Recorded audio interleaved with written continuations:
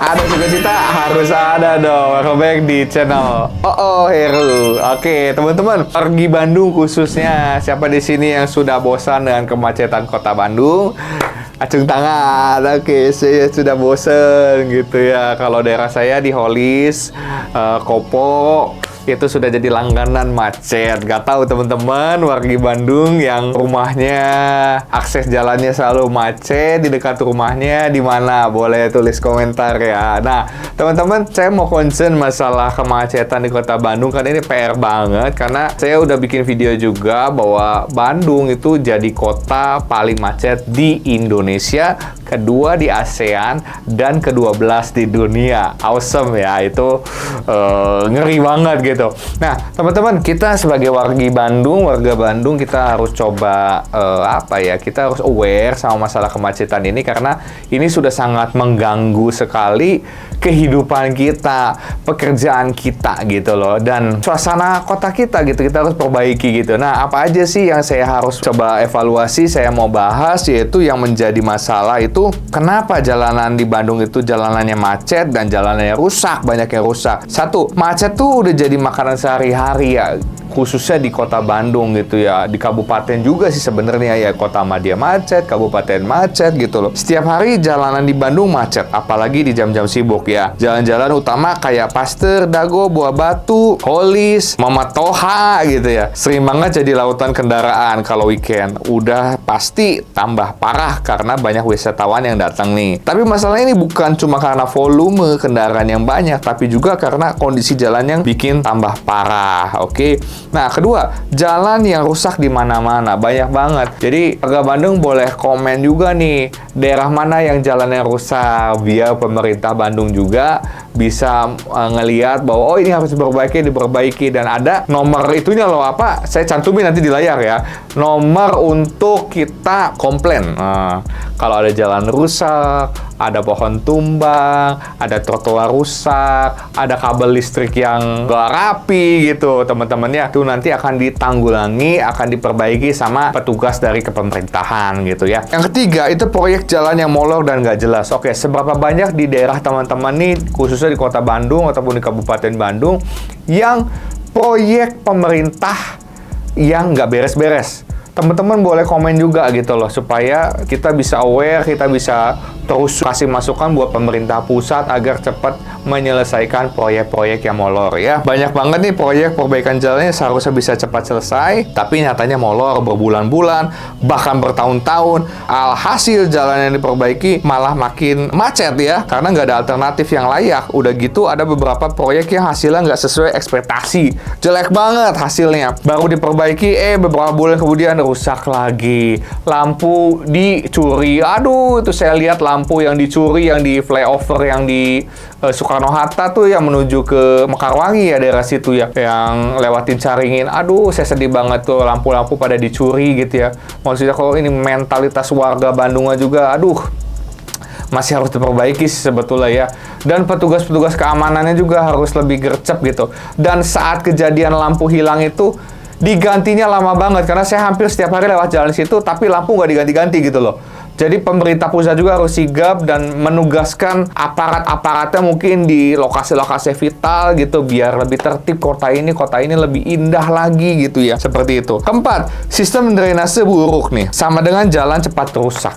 Ya nggak, kalau drainasenya buruk, tergenang, otomatis aspal akan cepat terkelupas. Ya, jadi jalannya rusak lagi, jajan lagi pemerintah, macet lagi, pusing. Jadi tolong sistem drainasenya juga diperbaiki kota Bandung, biar nggak ada banjir, kita juga bisa nggak kena macet. Oke, salah satu penyebab utama jalan Bandung cepat rusak adalah sistem drainase yang buruk. Hujan sedikit aja air langsung menggenang. Yang ada di sekitaran saya aja, contohnya apa? Cibaduyut, terowongan Cibaduyut. Aduh Gusti, itu ya. tiap hujan banjir guys gitu. Solusinya gimana? Tiap pagi gua nganterin anak lewat situ gitu, dari Kopo ke Mekarwangi itu macet mencret di situ teman-teman. Wah, udah pada mencret semua di situ. Gimana solusinya pemerintah?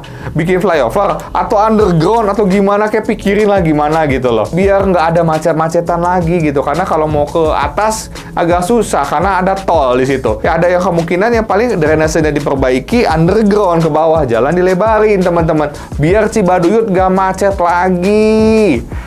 Masuk lurus ke Sayuran, macet lagi. Aduh, serem banget lah pokoknya. Bandung banyak PR banget soal kemacetan. Jadi tolong jalanan Bandung selalu dipenuhi oleh lubang-lubang baru nih. Wah, ngeri banget gitu. Jadi tolong banget pemerintah pusat, pemerintah daerah Bandung, tolong lebih lebih aware lah gitu sama masalah kemacetan ini. Kelima, beban jalan yang terlalu berat. Banyak jalan di Bandung yang sebenarnya nggak didesain buat dilewati kendaraan berat seperti truk atau bus besar, tapi tetap aja mereka lewat. Akibatnya jalan cepat rusak, retak, dan berlubang karena nggak kuat menahan beban yang terlalu besar. Oke. Lalu yang keenam, minimnya pengawasan dan perawatan berkala. Ini PR nih teman-teman. Saya lihat memang pengawasannya dan perawatannya minim banget di jalan. Ada jalan berlubang tuh kudu komplain dulu, kudu masukin sosmed dulu, baru mungkin ada tindakan. Jadi lama banget. Jadi harusnya ada petugas yang keliling, everyday keliling kerjaannya, nyurvei jalanan kota Bandung, Kabupaten Bandung juga dilihat mana ada jalan yang rusak. Langsung telepon petugasnya, ayo ini tambal jalan nih di jalan ini, di daerah ini, di titik ini, biar cepet harusnya gitu loh. Nambal jalan tuh kudu cepet. Kayak di Singapura saya lihat ada jalan gerowak aja itu langsung diperbaiki, mesinnya datang, orangnya dalam hitungan menit kayaknya itu ngaspal bisa beres tuh. Singapura rapi banget. Kita harus bisa juga seperti itu loh. Ya itu yang kita harapkan gitu ya. Jadi jangan sampai ada kecelakaan dulu baru diperbaiki gitu ya. Kayak kemarin di depan dekat toko saya di Kopo juga TKI ada kecelakaan sampai airnya, aduh, ada yang meninggal juga. Gara-gara apa? Ya kotak drainase air gitu, terowongan gorong-gorong air gitu, nggak dirapihin gitu. Orang jadi mungkin kaget, buang ke kanan, airnya kelindes. Aduh, ada-ada aja. Jadi tolonglah, jangan sampai memakan korban dulu, baru kita ada tindakan pemerintah. Oke, Baraya. Oke, lagi ya saya remind ya, minimnya pengawasan dan perawatan berkala. Jadi harus sering dicek nih ya, jalan-jalan Bandung ya, jangan terlambat ya. 7. Pengendara yang ikut berkontribusi. Jangan salah, kita sebagai pengguna jalan juga ikut andil dalam rusaknya jalan loh. Misalnya dengan membuang sampah sembarangan yang bikin saluran air mampet, atau kendaraan yang overloading dan bikin jalan cepat hancur. Saya masih melihat juga banyak orang yang buang sampah di jalan sembarangan di kota Bandung. Suka kesel, kadang suka pengen negur gitu loh. Aduh, itu buang sampah sembarangan, ngeludah sembarangan, orang Bandung nih. Aduh, ampun pisan gitu ya. Terusnya muatan juga terlalu over gitu ya, akhirnya jalanan jadi rusak gitu ya. Nah, jadi gimana solusinya nih? Yang pertama, perbaikan jalan yang lebih serius dan berkelanjutan. Jangan cuma tambal sulam, tapi harus ada perbaikan menyeluruh yang tahan lama. Jadi long term perbaikannya gitu loh. Tolong supaya perbaikan jalannya bisa lebih baik. 2, sistem drainase yang lebih baik supaya air nggak mengenang dan bikin jalan rusak. Jadi drainase tolong diperbaiki. Serapannya juga harus diperbaiki.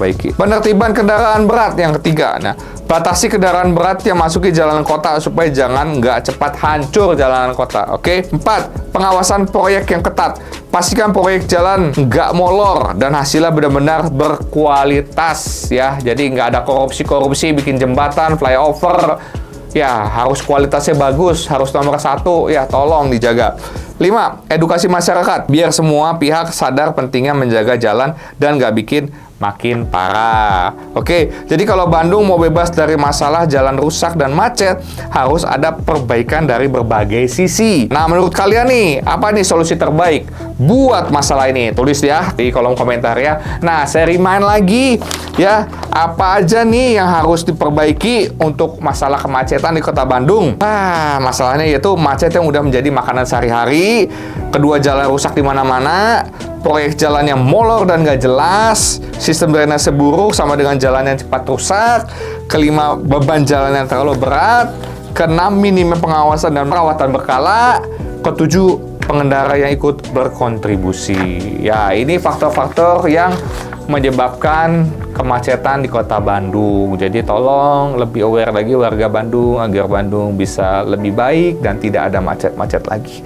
Ayo terus gaungkan masalah kemacetan ini biar Kang Farhan, Pak Dedi aware sama masalah kemacetan di kota Bandung biar Bandung bisa lebih jadi kota kembang yang luar biasa tanpa kemacetan tapi hidup terus. Oke, sekian dari Heru dan yang pasti salam bahagia. Jangan lupa bahagia. Bye.